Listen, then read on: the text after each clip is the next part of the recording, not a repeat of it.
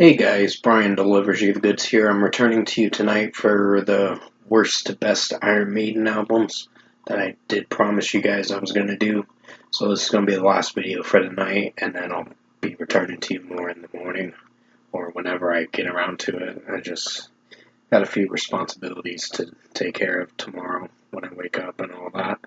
But other than that, we're going to dive into... Excuse me, honey. Just a little tired. We're going to dive into this video from 17 to 1 on which ones I deem to be the worst, all the way down to the best, and let you know what I decided. So let's dive into this special video. Now, I did want to say in this video before I get started with this worst to best, I want to apologize for my stream tonight. I know it was a little bit of a messy stream, but I got another one coming out tomorrow just to make up for that one. And I will say rest in peace to Ozzy Osbourne. He was definitely an idol of mine for sure. I definitely idolized his music.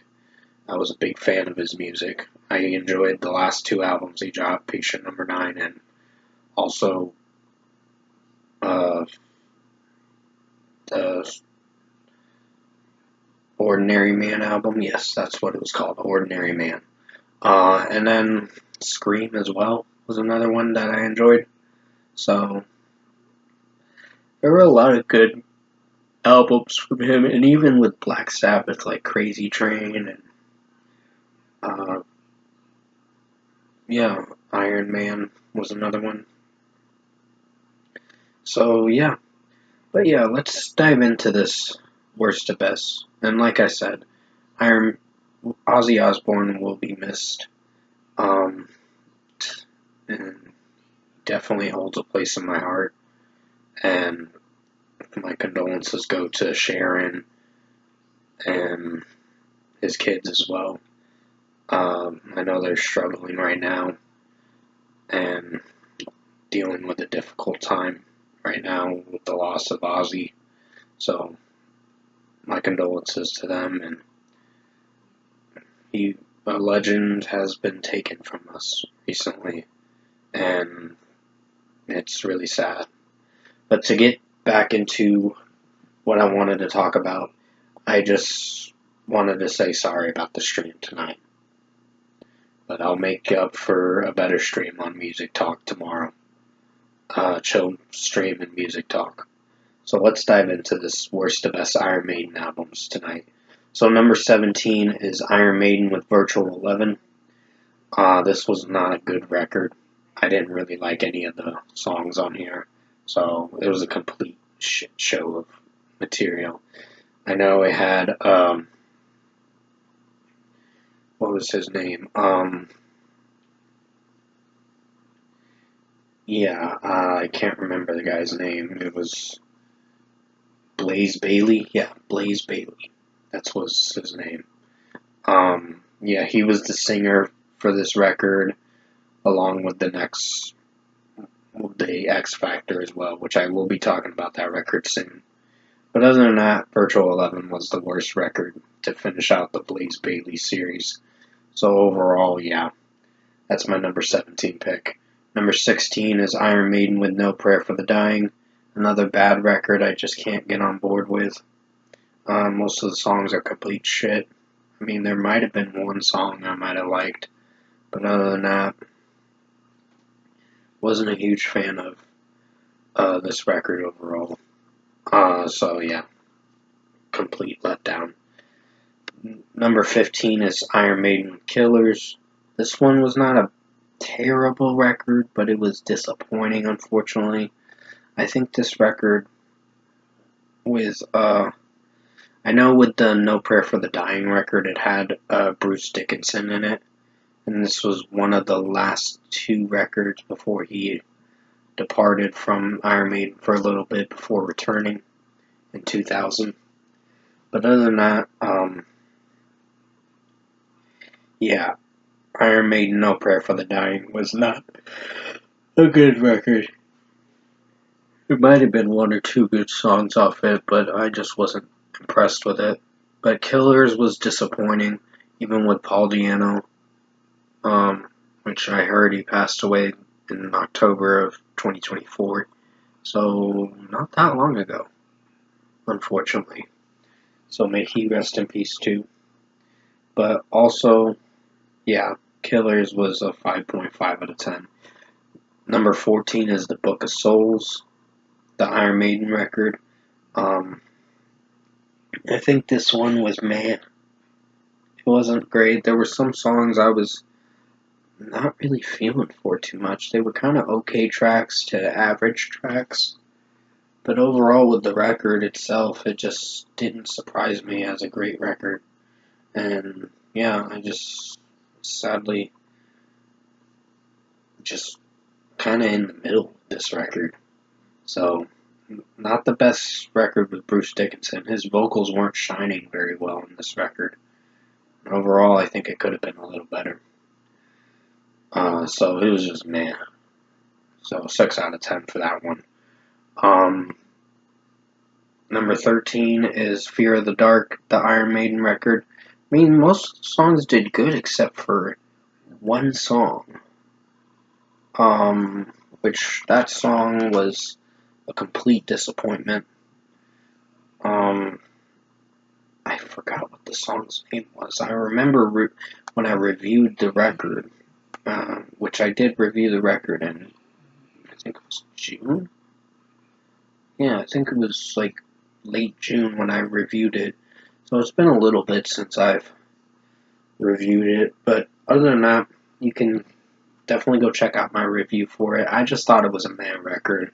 So Fear of the Dark was number 13. Number 12 is Iron Maiden, The Final Frontier. An okay record. It's just okay.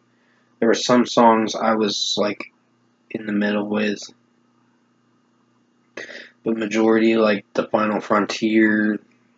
The opening track was alright, but not the best. And then it started doing alright, but then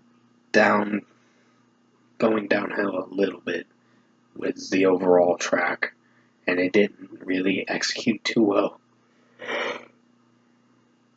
So yeah, this one is an okay record, but not the best Iron Maiden record.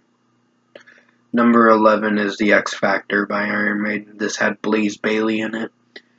This was an okay record. There were some songs I was really getting on board with the second half of the record.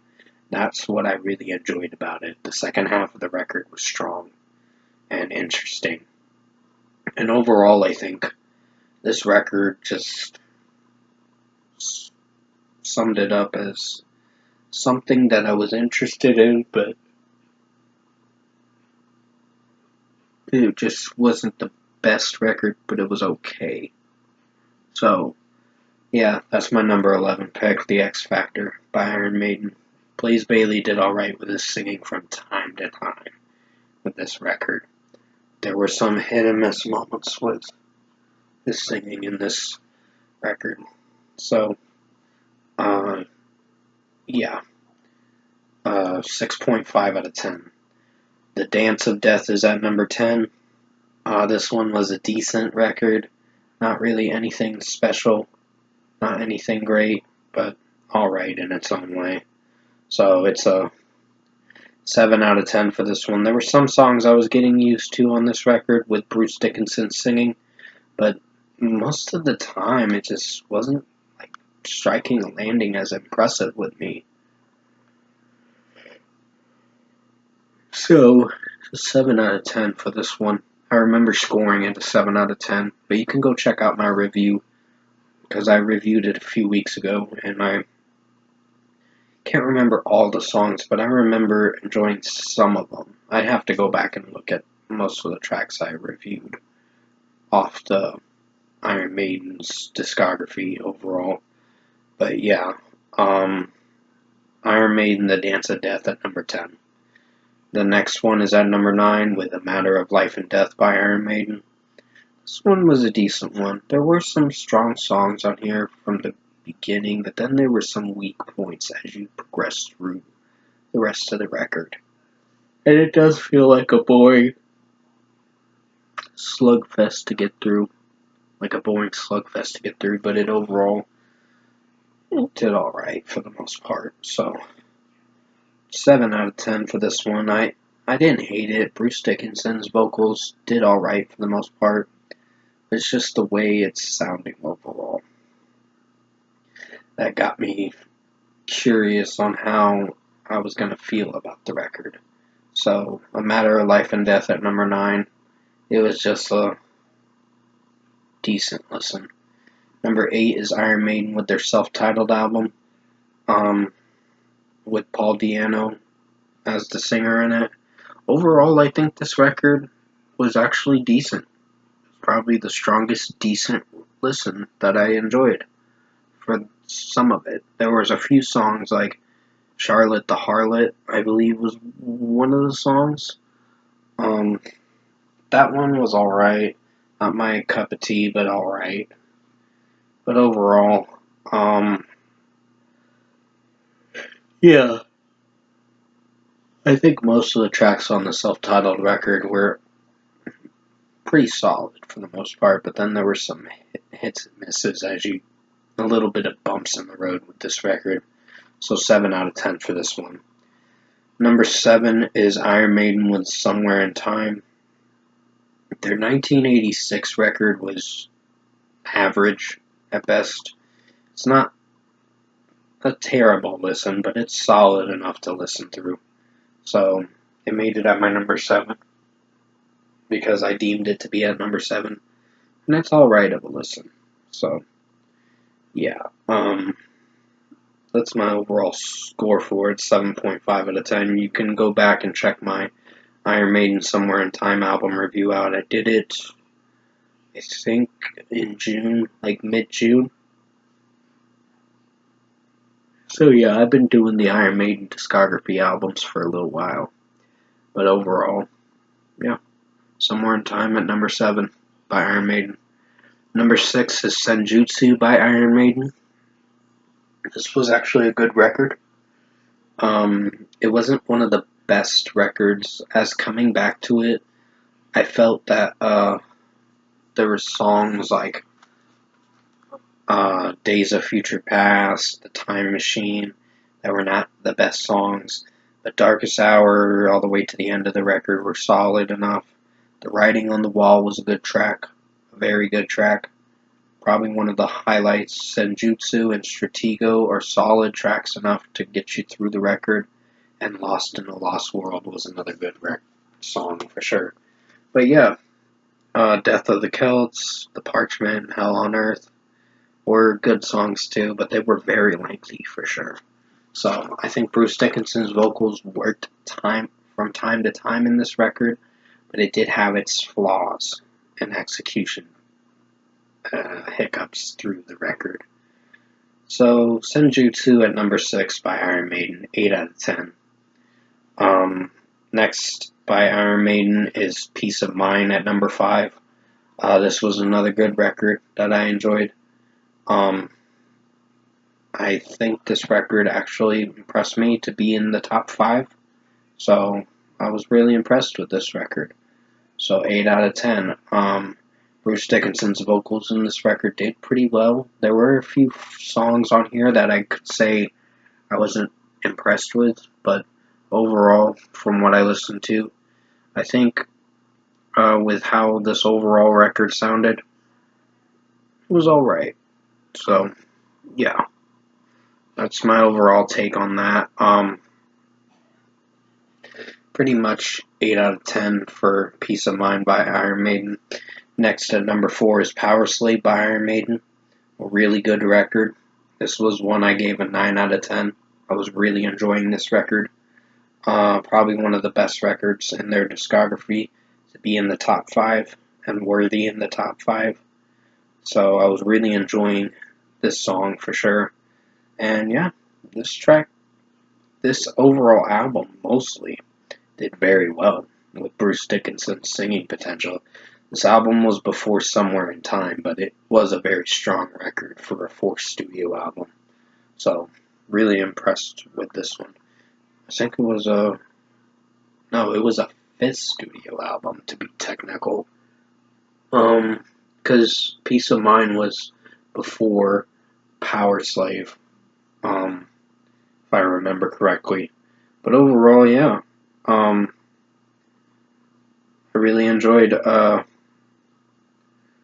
Power Slave by Iron Maiden, so 9 out of 10.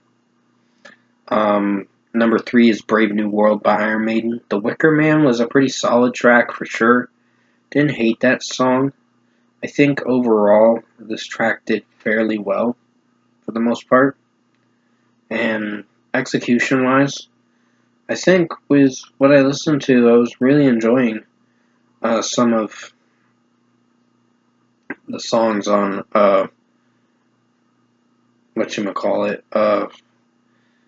Brave New World. So it was a very strong record, a return to form, and definitely something I was impressed with Bruce Dickinson's singing potential. His return for this to this band was really interesting. It was the best returning singer. The returning singer Bruce Dickinson came back, and they did a good job on this record. A very good job. So 9 out of 10. Number 2 is Iron Maiden's Seventh Son of a Seventh Son, a 1988 record that I really enjoyed. This was the runner-up, and I think you know what my number 1 is going to be, which is obvious. But overall, I think, from what I listened to, yeah,